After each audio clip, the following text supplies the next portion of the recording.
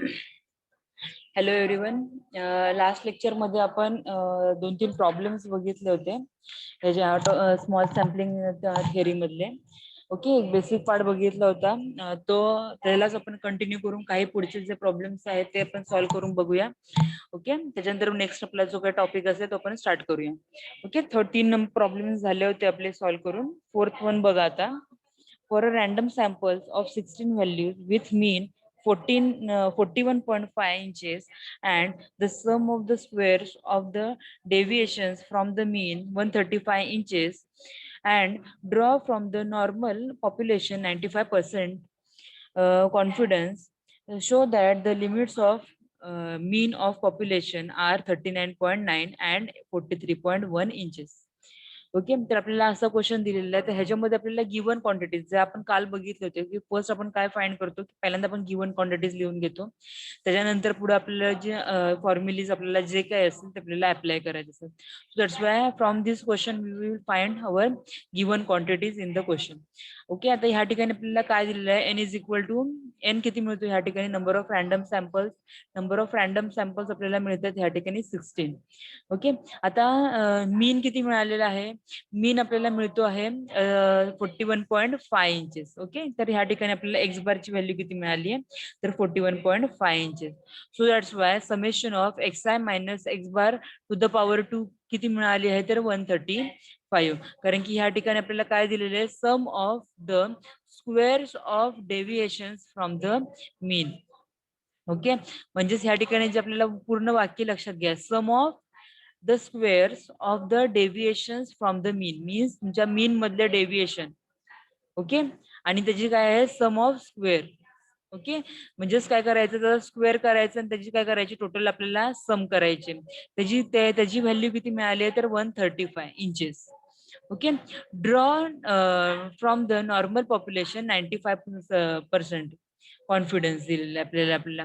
म्हणजेच काय मिळणार आपल्याला, 5% आपल्याला काय मिळणार आहे, आपल्याला लेवल ऑफ सिग्निफिकन्स. म्हणजेच आपल्याला अल्फा किती मिळतोय आपल्याला या ठिकाणी.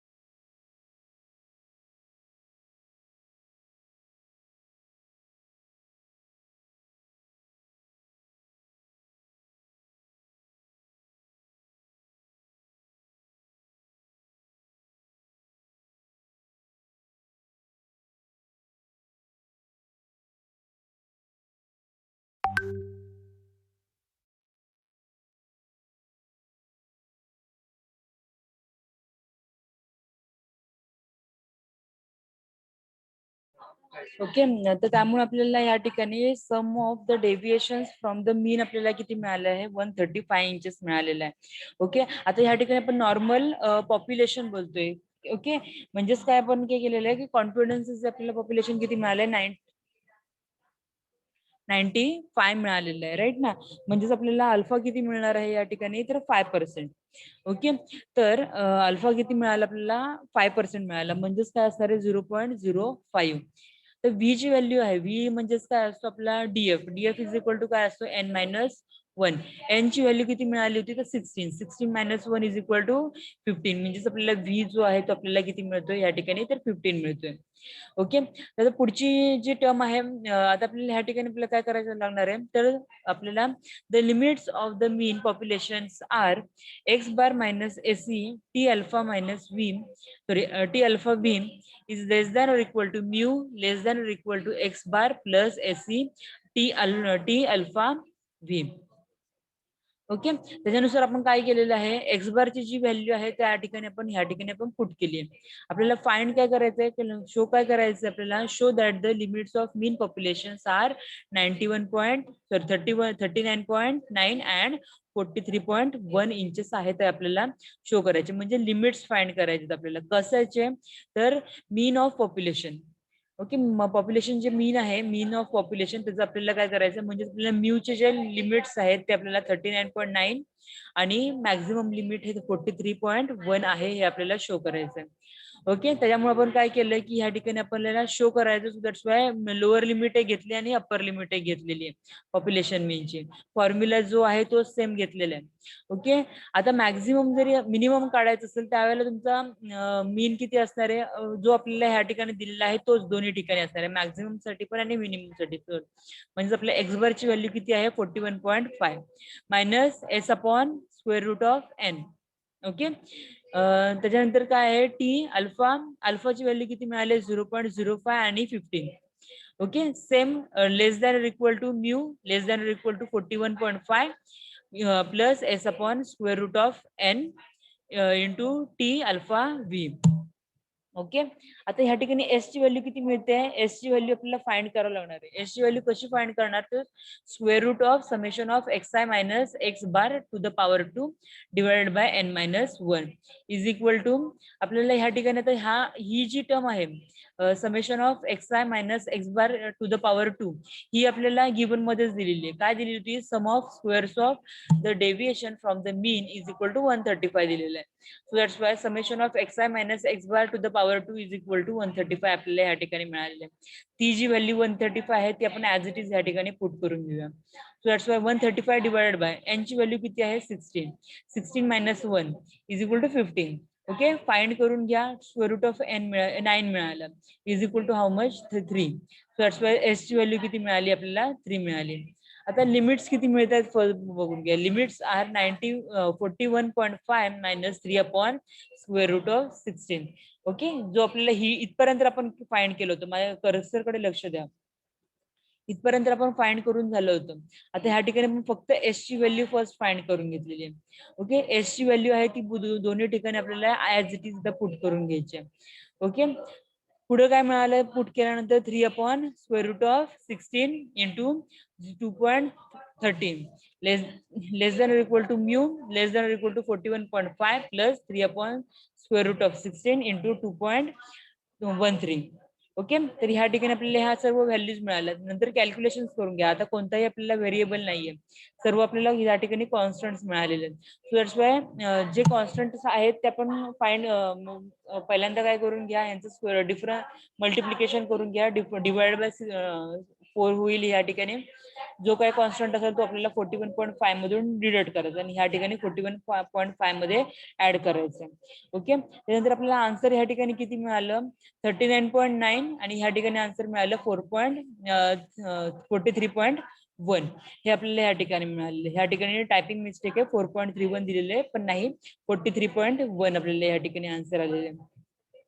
आता ह्या ठिकाणी जी आपल्याला टर्म मिळाली ती ह्याच्यामुळे आपण काय सांगू शकतो, your hence we will show that the limits of means of population are 39.9 and 43.1 inches. ह्याच्यावरून आपण हीच टर्म आपण एक्सप्लेन करू शकतो की त्याची लोअर लिमिट ही 39.9 आहे आणि मॅक्झिमम लिमिट हे 43.1 आहे. ओके, तर हे ह्या ठिकाणी आपल्याला शो करून झालेले आहे. ओके, आता ह्या ठिकाणी आपल्याला नॉन पेअर्ड डेटा दिलेला आहे. नॉन पेअर्ड डेटा मध्ये काय दिलेलं आहे बघा, t is equal to mod of x1 bar minus x2 bar divided by s into square root of 1 upon n1 plus 1 upon n2 where your x1 bar is equal to summation of xi divided by n1 आणि x2 bar is equal to summation of x2i divided by n2. Okay, आणि हे जे फॉर्म्युले आहेत हे आपल्याला कशासाठी दिलेले आहेत तर नॉन पेअर्ड डेटासाठी. ज्या ठिकाणी आपल्याला पेअर्ड डेटा अवेलेबल नसेल ज्या क्वेश्चन्स मध्ये तर त्या ठिकाणी आपण टी आपण ह्या फॉर्मॅट मध्ये फाइंड करतोय. ओके, या ठिकाणी आपल्याला हे सर्व फॉर्म्युलेज दिलेले आहेत. त्याच्यानंतर s square is equal to काय दिलेलं आहे तर n1 plus n2 minus 2 into n1 minus 1 S1 square plus N2 minus 1 into S2 square, or S2 square is equal to काय दिलेलं आहे N1 plus N2 minus 2 in another bracket summation of x1i minus x1 bar square plus summation of x2i minus x2 bar square. Okay, आणि df is equal to काय दिलेलं आहे N1 plus N2 minus 2 दिलेलं आहे. Okay, and if your paired data is there, then that time if the size of two samples is same, say equal and the data are paired, then t is equal to काय दिलेलं आहे d bar minus 0 divided by s upon square root of n, where your s square is equal to 1 upon n plus n minus 1 summation of I to I is equal to 1 to n di minus d bar to the power 2. हा जो आपल्याला formula दिलाय हा आपल्याला कशासाठी दिलेला आहे तर पेअर डेटासाठी दिलेला आहे. ओके, ह्या ठिकाणी आपल्याला हा फॉर्म्युले दिले होते ते हे नॉन पेअर डेटासाठी दिलेले आहेत, आणि ह्या ठिकाणी हे फॉर्म्युले जे दिलेले आहेत आपल्याला ते पेअर डेटासाठी दिलेले आहेत. ओके, तर आपल्याला खाली ह्या फॉर्म्युलिनचा यूज करून आपल्याला काही क्वेश्चन्स दिलेले आहेत. ओके, हे क्वेश्चन्स आपल्याला 5 मार्क्स साठी म्हणून थेरॉटिकल एक्झाम मध्ये विचारले जातात. ओके, तर ह्या ठिकाणी फर्स्ट प्रॉब्लेम दिलेला आहे. For a random samples of 10 पीक फेड on the diet A increased in the weight of pound in the certain period where 10, 6, 16, 17, 13, 12, 8, 14, 15 and 9 lbs. Okay, for another samples of 12 peak fed on the diet beam, and they increase in the same period where 7, 13, 22, 15, 12, 14, 18, 8, 21, 23, 10, 17 lbs. Test whether diet A and the diet and B differ significantly in weight. Take your alpha as a 0.5. हा आपल्याला एक question दिलेला आहे. आता काय सांगितलेलं आहे लक्षात घ्या. आपल्याला सॅम्पल्स दिलेले आहेत, आपल्याला 10 पीक्स दिले, त्यांना आपण डाएट ए आणि डाएट बी हे असे दोन डाएट्स आपण देणार आहोत. ओके, एक स्लॉट आहे त्याला आपण काय केलेलं आहे एक डेटा एक डाएट ए जो आहे तो दिलेला आहे, त्यांच्या वेट मध्ये जो इन्क्रीमेंट आहे तो आपल्याला ह्या ठिकाणी दिलेला आहे. आणि सेकंड जो आपल्याला डाएट बी साठीचा दिलेला आहे तो डाएट बी चा घेतल्यानंतर आपल्याला जो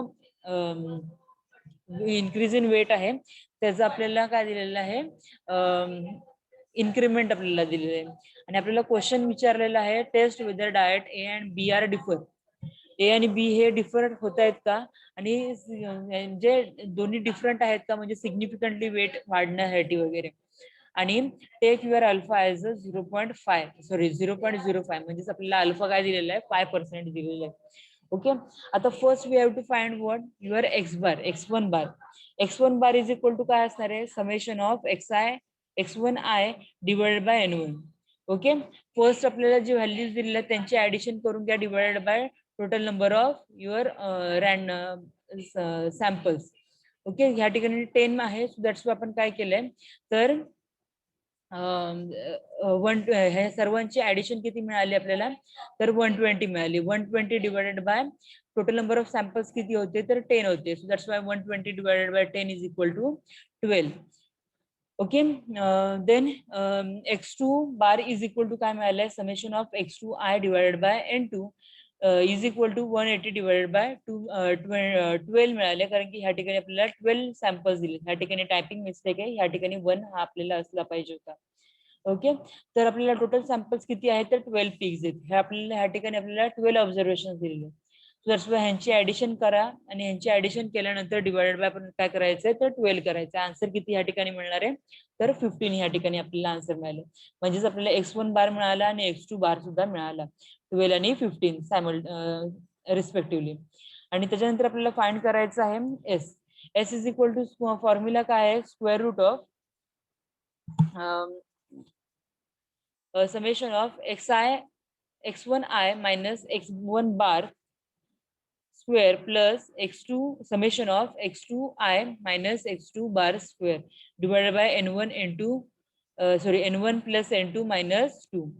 ओके, या ठिकाणी आपल्याला ह्यांची समेशनची आपल्याला फाइंड किती आपल्याला आन्सर येते ते फर्स्ट बघायचं आहे. 120 plus 1314 divided by 10 plus 12 minus 2.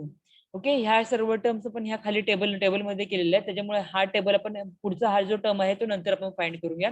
First आपण कसा टेबल फाइंड केलाय तो फर्स्ट बघून घेऊया. आता आपल्याला ह्या ठिकाणी हा जो फॉर्म्युला दिलेला आहे त्या फॉर्म्युलावरून आपल्याला काय करायचं, आपल्याला टेबल फर्स्ट फाइंड करून घ्यायचा. आपल्याला टर्म काय काय लागणार आहे, तर x1i मायनस x1 बार. या ठिकाणी आपल्याला x1 बारची व्हॅल्यू माहिती आहे. x1 बारची व्हॅल्यू किती आहे, तर 12 आहे. आणि x2 बार आहे त्याची व्हॅल्यू माहिती आहे, तर त्याची व्हॅल्यू किती 15 आहे. Okay, so that's Y x2 बार आणि x1 बार आपल्याला व्हॅल्यू मिळालेल्या आहेत 12 आणि 15.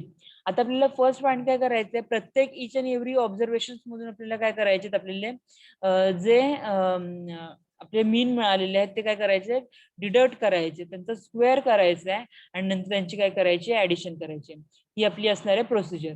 Okay, so that's why first we are plotting here your data means आपला जो डायरेक्ट ए साठीचा जो डेटा होता तो आपण ऍज इट इज ह्या ठिकाणी आपण लिहून घेतलेला आहे. त्याच्यानंतर पुढची स्टेप काय असणार आहे, तुमच्या x1i मधून आपल्याला काय करायचं आहे, x1 बार जो आहे तो काय करायचा आहे, सबस्ट्रॅक्ट करायचा आहे. Okay, so that's why first 10 minus your x1 bar किती आहे, तर 12 आहे. So that's why 10 minus 12 is equal to -2.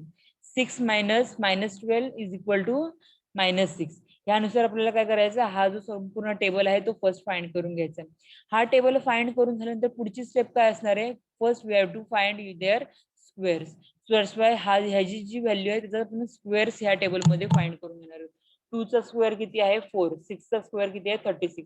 So ह्याच्यानुसार आपण हा टेबल फर्स्ट सेकंड आपण फाइंड करून घेतलेला आहे. आता इथपर्यंत आपली जी टर्म झाली,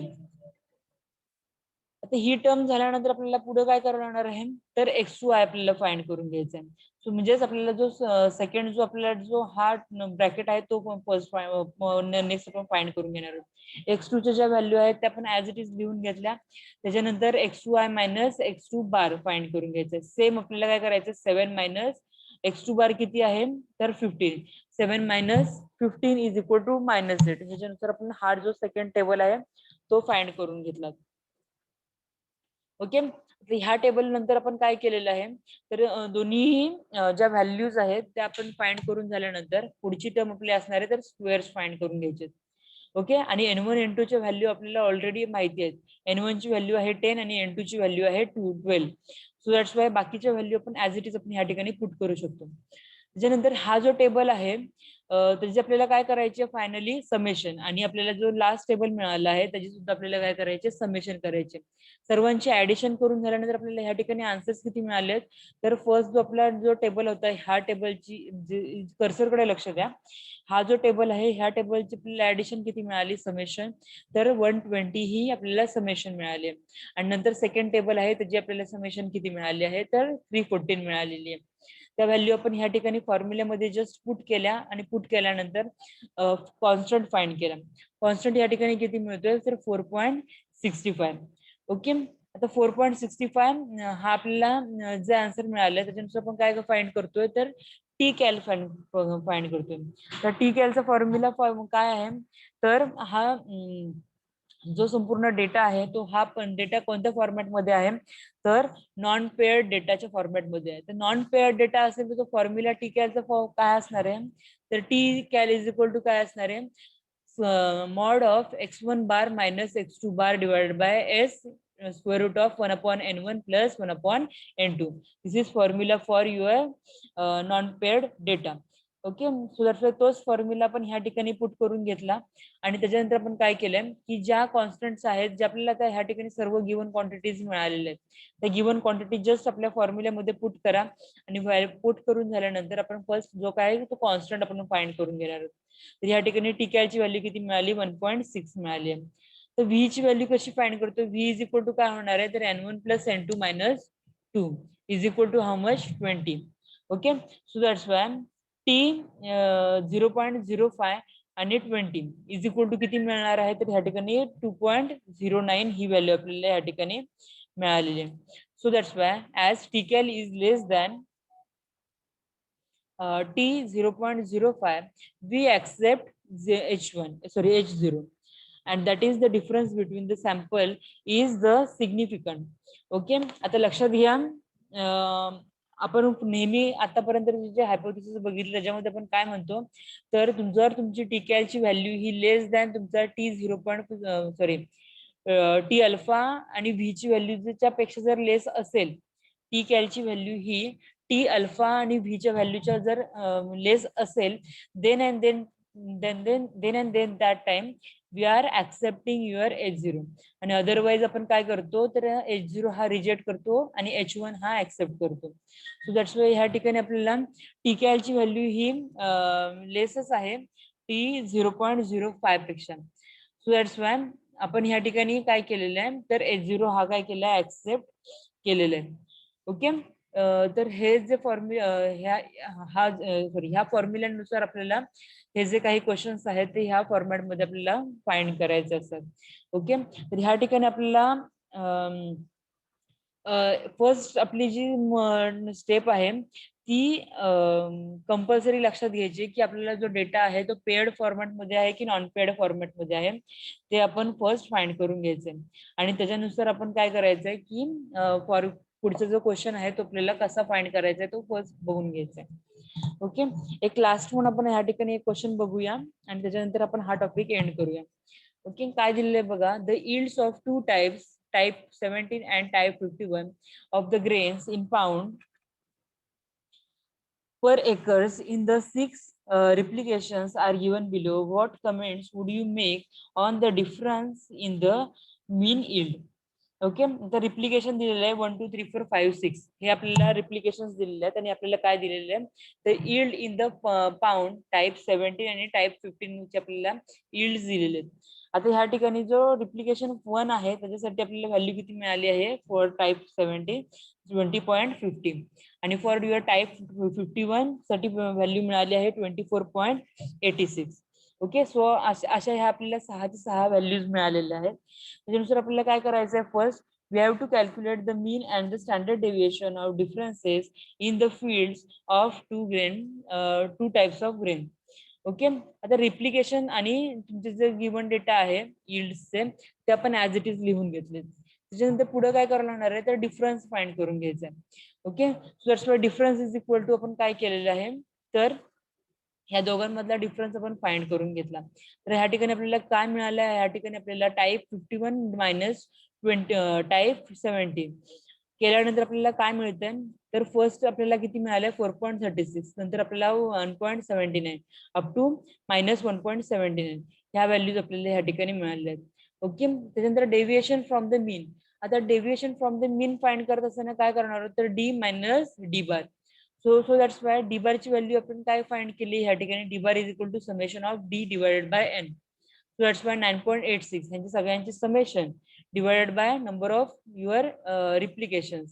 So that's why 9.86 divided by 6 is equal to 1.643. ही आपल्याला किती कशाची व्हॅल्यू मिळाली, तर डी बारची व्हॅल्यू मिळाली. आता ही डी बारची व्हॅल्यू आहे ती आपल्याला काय करायची, डी मधून काय करायचे, सबस्ट्रॅक्ट करायचे. ती व्हॅल्यू सबस्ट्रॅक्ट केल्यानंतर आपल्याला हा टेबल मिळतो. ओके, पुढची स्टेप काय असते, आपल्याला D minus D bar bracket square. So that's Y ह्या ठिकाणी आपण ही जी व्हॅल्यू मिळाली त्याचा आपण ब्रॅकेट स्क्वेअर केलेलं आहे. ओके, सो आपल्याला एस च्या फॉर्म्युल्यानुसार काय मिळालंय, square root of summation of D minus D bar square bracket square divided by N minus 1. Okay, त्याच्यानुसार आपल्याला किती मिळालेलं आहे, square root of 36.27 divided by 5 is equal to किती व्हॅल्यू मिळाली आहे, 2.69 मिळाल्या. H0 काय आहे आपल्याला ह्या ठिकाणी, H0 the difference in the types has no effect on the yields, that is the population mean of the difference is 0. TKL is equal to काय मिळणार आहे या ठिकाणी आपल्याला, तर TKL is equal to mod of d bar minus 0 divided by s divided by square root of n is equal to 1.643 divided by 2.69 divided by square root of 6. फक्त काय केलेलं आहे, या ठिकाणी आपल्याला ज्या काय गिवन क्वांटिटीज आहेत, डी बारची व्हॅल्यू आहे ती डी बारची व्हॅल्यू फर्स्ट पुट करून घ्या, -0 okay 1.643 minus 0 is equal to काय असणार आहे 1.643 ऍज इट इज. नंतर एस ची व्हॅल्यू किती मिळाली आहे तर एस ची व्हॅल्यू 2.69 मिळाली आहे. So that's why as it is 2.69 या ठिकाणी पुट केले आणि एन किती आहे तर 6 आहे. So that's why square root of 6. पूर्णपणे ही जी टर्म आहे ती फाइंड करून घ्या किती आन्सर मिळत आहे 1.489 ही आपल्याला आन्सर मिळते. So that's why V is equal to काय मिळतोय V is equal to DF is equal to n-1. n-1 किती मिळतोय तर 5 मिळालेला आहे. So that's why T of 0.05, 5 is equal to 2.571 ही आपल्याला काय मिळाली ह्या ठिकाणी व्हॅल्यू मिळाली. आता ह्या ठिकाणी कन्फ्युज होऊ नका. मी जे लास्ट लेक्चर मध्ये सांगितलंय त्याच्यानंतर मी इन शॉर्ट लगेच सांगून देते तुम्हाला. तर आपल्याला जो टेबल आहे त्या टेबल मध्ये आपल्याला काय करायचंय की ह्या दोन्ही पॉईंटचं इंटरसेक्शन फर्स्ट फाइंड करायचंय आणि त्याच्यानंतर त्याची काय करायची आपल्याला ती व्हॅल्यू फाइंड करायची. त्याच्यामुळं कन्फ्युज ह्या ठिकाणी होऊ नका की ही व्हॅल्यू कुठून आली डायरेक्टली. ओके तर आपल्याला जे डिस्ट्रीब्युशनचा जो टेबल दाखवला होता त्या डिस्ट्रीब्युशन टेबल मध्ये ज्या ठिकाणी त्यांचं लेवल ऑफ सिग्निफिकन्स आहे त्या ठिकाणी आपल्याला काय करायचं आहे तुमचं पॉइंट ऑफ इंटरसेक्शन चेक करायचं आहे आणि त्याची व्हॅल्यू आपण काय करायची फाइंड करून घ्यायची. ओके तर ही व्हॅल्यू आपल्याला 2.57 त्या टेबलनुसार मिळाली. ह्या ठिकाणी मी प्रत्येक वेळेस तो टेबल ऑन करून दाखवू शकत नाही त्याच्यामुळे मी डायरेक्टली व्हॅल्यू कुठून आली आहे ही मी डायरेक्टली सांगते किंवा किती आली आहे ती सांगितलेली आहे. पण जर कुणाला काही क्वेरी असेल तर लास्ट लेक्चर मध्ये चेक करून घ्या की ही व्हॅल्यू आपण कशी फाइंड केलेली आहे. ओके त्याच्यानंतर टी कॅल लेस दॅन और less than 0.05, 5 we accept S0. Okay, given two independent random samples from the normal population with same variance, we have to test that the population mean are mu1 and mu2 respectively. In this case, H0 is equal to mu1 is equal to mu2. So that's why hypothesis second आपल्याला first काय मिळालं आहे mu1 is equal to mu2. Okay आता टीकेएल ची value या ठिकाणी आपल्याला काय मिळणार आहे या ठिकाणी टीकेएल ची value mod of x1 bar minus x2 bar minus summation minus mu1 bar minus mu2 bar divided by s into square root of 1/n1 plus 1/n2 या ठिकाणी ज्या गिवन क्वांटिटीज आहेत त्या आपल्याला पुट करायच्या आहेत. ओके पुढे आपल्याला S2 ची व्हॅल्यू किती मिळाली आहे S2 ची व्हॅल्यू किती मिळते तर 1/n1 plus n2 minus 2 into n minus 1 into S1 square plus n2 minus n1 into S2 square.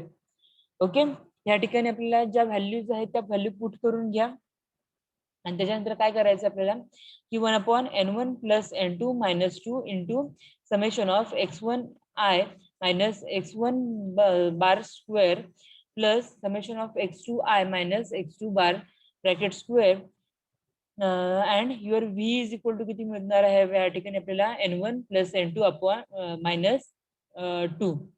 The testing significance of the observed correlation coefficient given random samples x1 xy x square y square up to xn yn from the bivariate normal population, we have to test the hypothesis that the correlation coefficient of the population is 0. So that's why TCAL ची value किती मिळाली TCAL is equal to mod of r square root of n minus 2 divided by square root of 1 minus r square, where your v is equal to किती मिळतोय n minus 2. If your TCAL is less than t 0.05 and n minus 2, we say that the r is a significance at 5% level of confidence. If TCAL is less than t 0.05 in n minus 2, then the sample is consistent with the hypothesis of the uncorrelated population. Okay तर हे आपल्याला जे काय आहे हा जो part आहे हे फॉर्म्युलेज आपल्याला नेक्स्ट लेक्चरला आपण कसं अप्लाय करायचं ते बघून घेऊया. ओके तर ह्या ठिकाणी एक लक्षात घ्या आपल्याला आपण ह्या ठिकाणी आपण हा जो आपला जो फॉर्म्युला होता आपल्याला त्याच्यावरती आपण कसे फॉर्म्युले फॉर पेअर्ड आणि नॉन पेअर्ड डेटासाठी कसे फाइंड करायचे ते आपण ह्या लेक्चरमध्ये बघितलेले. ओके, पुढचा जो पॉइंट आहे तो आपण नेक्स्ट लेक्चरला बघूया. जरी ह्या लेक्चरला आपल्याला हा जो फॉर्म्युले कसे आले कळालेले नसेल तर उद्याच्या लेक्चरमध्ये आपण हाच पॉइंट परत एकदा रिपीट करून घेऊया. ओके, आणि त्याच्यानंतर आपण त्याच्यावरचे काही प्रॉब्लेम सॉल्व्ह करून घेऊया. ओके, कुणाला काही प्रॉब्लेम्स असतील तर मला व्हॉट्सअप वरती कळवा.